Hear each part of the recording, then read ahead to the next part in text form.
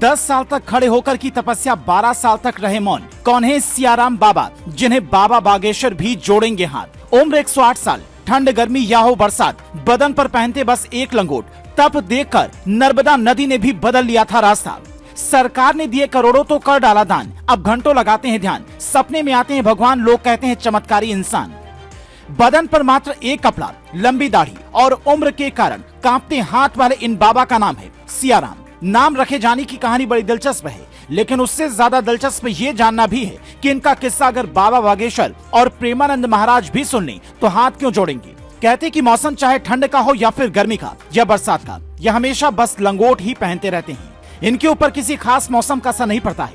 रोजाना रामचरितमानस का पाठ करते और हनुमान जी की सेवा करते आपको दिख जाएंगे। मध्य प्रदेश की जिस कुटिया में ये रहते हैं उसका नाम है भटयाड़ आश्रम, जो खरगोन जिले में नर्मदा नदी के किनारे पड़ता है। वीडियो देखकर कोई इनकी उम्र 90 साल बताता है तो कोई 108 साल। वीडियो में इन्हें देखकर आप अंदाजा लगा सकते हैं कि उम्र की संख्या चाहे कुछ भी हो, पर ये काफी बुजुर्ग हो चले हैं। इनके करीबी बताते हैं बाबा का जन्म महाराष्ट्र के मुंबई में हुआ।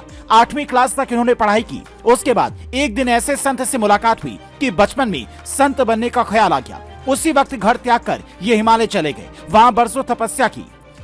कहा जाता कि 10 साल तक इन्होंने खड़े होकर तपस्या की। इसी वजह से इन्हें कई लोग खड़ेश्वरी बाबा भी कहने लगे। उसके बाद 12 साल तक इन्होंने मौन व्रत धारण किया। आपने देखा होगा कि जब कोई बाबा मौन धारण करता है तो समाज उन्हें मौनी बाबा के नाम से जाने लगता है, लेकिन इनके साथ ऐसा नहीं हुआ, बल्कि इन्होंने जैसे ही अपना मौन व्रत तोड़ा, मुंह से सियाराम सियाराम निकला, जिससे वहाँ पर मौजूद लोगों ने इनका नाम सियाराम रख दिया। तब से ये सियाराम बाबा के नाम से प्रसिद्ध हो गए। ऐसे महान संतों के आगे तो बड़े बड़े महात्मा हाथ जोड़ देते हैं। कुछ दिनों पहले ही बाबा बागेश्वर ने जौनपुर में अड़गड़ानंद महाराज के सामने दंडवत प्रणाम किया था। प्रेमानंद महाराज से जब कोई संत पुरुष मिलने जाता है तो वो खुद हाथ जोड़ देते हैं, जो बताता कि सच्चा संत ही दूसरे संत को पहचानता है। आज सियाराम बाबा के दर्शन के लिए देश विदेश से लोग आते हैं। कहते हैं कि एक बार ऑस्ट्रिया से एक भक्त इनके दर्शन करने को आया तो चढ़ावे में 500 रुपए चढ़ाए, लेकिन बाबा ने सिर्फ 10 रुपए दान लेकर बाकी लौटा दिए। लोग कहते हैं कि बाबा सिर्फ 10 रुपए ही दान लेते हैं। लंबी लंबी जटाएं और माथे पर तिलक लगाने वाले बाबा के भक्त कहते हैं कि ये सिर्फ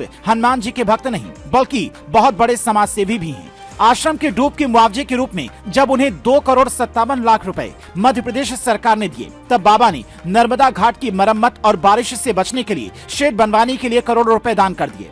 वहीं पास में बन रहे एक मंदिर के शिखर बनाने के लिए भी 5 लाख रुपए दान दिए। इनका मानना है कि भगवान ने अगर जन्म दिया है तो रहने खाने को भी वही देगा। हमें भगवान की सेवा में लीन रहना चाहिए। आज इनकी तस्वीर जब सोशल मीडिया पर वायरल होती है तो लोग तरह तरह की बातें करते हैं, लेकिन सियाराम बाबा इन सब से दूर नदी किनारे अपनी कुटिया में पड़े बस राम और हनुमान नाम का जाप करते रहते हैं। इतनी उम्र होने के बावजूद भी वो अपना खाना खुद बनाकर खाते हैं। ये देखकर वहाँ के आसपास के लोग आज भी आश्चर्यचकित रहते हैं कि इतनी उम्र में इतनी शक्ति किसी के अंदर कैसे आ सकती है। पर कहते हैं कि अगर आप भगवान के भक्त हैं तो कुछ भी असंभव नहीं है।